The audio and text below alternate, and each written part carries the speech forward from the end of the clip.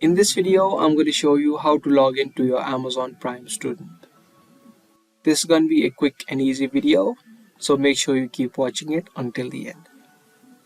Now the way that you log in is you need to open up your web browsers and search for Amazon Prime student.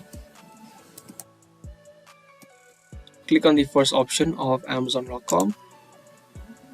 Once you click on it, you'll land on this interface and you'll need to just click on Prime student. If you are already logged into your Amazon.com account, you will directly be logged into your Prime student also. Because I've not joined the Prime student, it's going to show me details to fill in.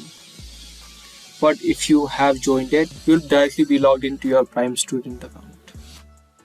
So that's the way that you log into your Amazon Prime student. I hope this video was helpful. If it was, be sure to let us know by giving this video a thumbs up.